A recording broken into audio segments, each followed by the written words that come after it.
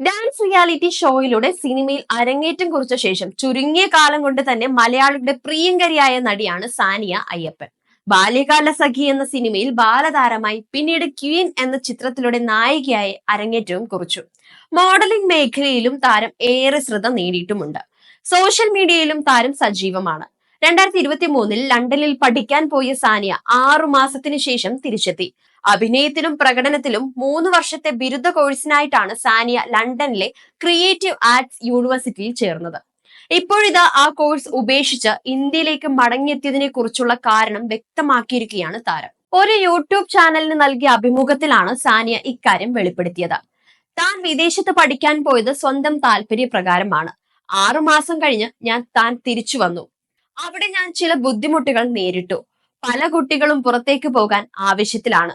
എന്നിരുന്നാലും പിന്നീട് തിരിച്ചു വരാൻ അവർക്ക് ഓപ്ഷൻ ഇല്ല. എനിക്ക് ആ ഓപ്ഷൻ ഉള്ളതിനാൽ ഞാൻ മടങ്ങിയെത്തി. ഇല്ലെങ്കിൽ ഞാൻ അവിടെ കുടുങ്ങിപ്പോയേനെ. കടം വാങ്ങി വിദേശത്തേക്ക് പോകുന്ന കുട്ടികൾക്ക് ഒരു ആസ്വാദന സമയം ഉണ്ടെന്ന് തോന്നുന്നുമില്ല. പാർട്ട് ടൈം ജോലികളോ അസൈൻമെന്റുകളോ ഉണ്ടാകും. എന്റെ ക്ലാസ്സിൽ 16 മുതൽ 17 വയസ്സുള്ള ബ്രിട്ടീഷ് കൗമാരക്കാരുമായിരുന്നു. അവർ വളരെ വംശീയവാദികളാണ്.